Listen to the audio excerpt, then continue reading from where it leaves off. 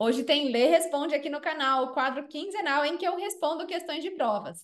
E para hoje eu separei duas questões da prova de residência, área de fisioterapia do AC Camargo de 2023. Bora revisar?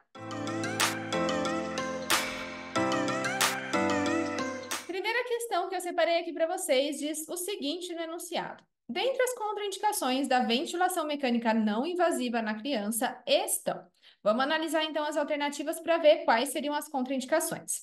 Primeira alternativa: hipertensão pulmonar, insuficiência respiratória e síndrome de aspiração de mecônio. Essa alternativa está errada, porque nenhum desses fatores contraindica a ventilação não invasiva. O paciente em insuficiência respiratória pode sim precisar da VNI. O que vai contraindicar é se ele está numa condição de insuficiência respiratória que a VNI não vai ser suficiente, ele precisa de uma via aérea artificial, por exemplo. E se ele tem síndrome de aspiração de mecônio, a VNI pode sim ser uma estratégia de tratamento para ele. Hipertensão pulmonar também. Então, essa alternativa estava errada, não contraindicam a VNI nas crianças.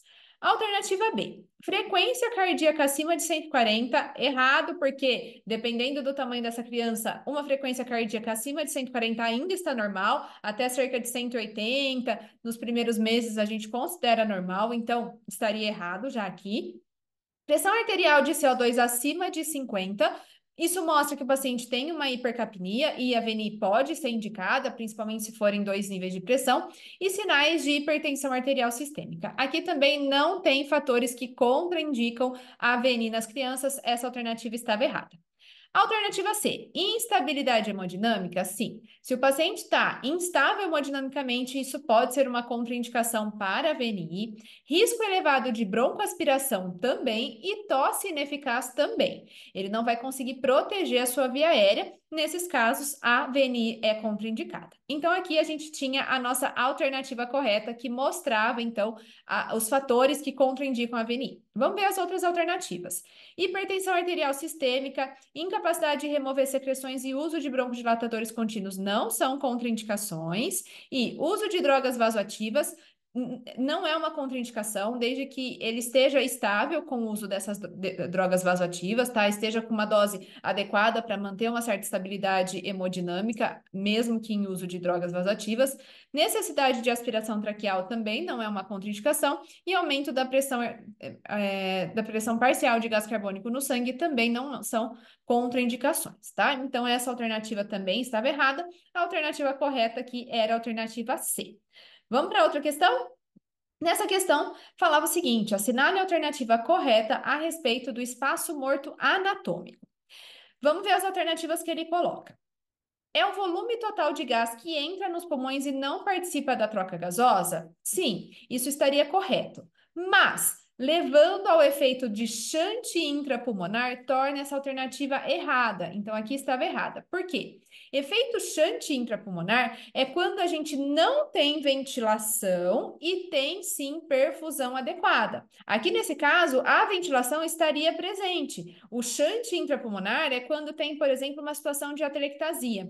Agora, quando a gente tem regiões que estão ventiladas, mas que não estão participando de trocas gasosas, por exemplo, porque a perfusão não está adequada, vamos imaginar que o paciente fez um TEP, não está passando sangue por ali, não está fazendo trocas gasosas, apesar da ventilação estar adequada. Isso é o que a gente chama de efeito espaço morto. Então, aqui estaria correto se estivesse falando de efeito espaço morto e não efeito shunt intrapulmonar, que é o contrário, é uma alteração da relação ventilação-perfusão contrária do efeito espaço morto, tá? Então, aqui estava errado. Alternativa B, representa a quantidade de ar que entra nos pulmões que pode diminuir em situações de taquipneia. Quantidade de ar que entra nos pulmões é o volume corrente. Daí, uma parte desse volume corrente vai sim participar de trocas gasosas, outra parte é o que a gente chama de efeito de volume de espaço morto, que não vai participar de trocas gasosas. Então, aqui estaria errado essa alternativa, porque a quantidade que entra nos pulmões é volume corrente e não volume de espaço morto, certo? Alternativa C é o volume das vias aéreas condutoras, que aumenta com a inspiração profunda pela tração exercida pelo parênquima adjacente. Certinho, essa era a nossa alternativa correta. Pense aqui comigo que O ar entra nos pulmões, chega lá nos alvéolos, mas o ar que ficou nas vias aéreas condutoras, ele não está participando de trocas gasosas. Então, por isso ele é chamado de espaço morto anatômico. E conforme a gente faz uma inspiração mais profunda, a gente aumenta a dimensão do tórax, isso leva junto vias aéreas e aumenta o volume, então, nessas vias aéreas. Então, essa era a alternativa correta. Vamos ver por que as outras estavam incorretas.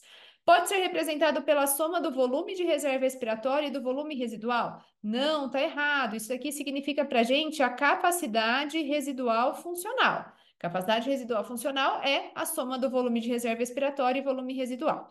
É obtido por meio da medida de concentração de nitrogênio e de oxigênio no ar inspirado? Também não, tá? Aqui essa alternativa também está incorreta. Aqui é uma técnica para a gente estimar o volume residual, mas não necessariamente é o volume de espaço morto, certo? Eu espero que eu tenha te ajudado a responder essas questões, então, da prova. Daqui 15 dias eu volto com mais questões para te ajudar a estudar para as provas. Se você gostou desse vídeo, deixe aqui o seu like. Eu te vejo na próxima. Até mais.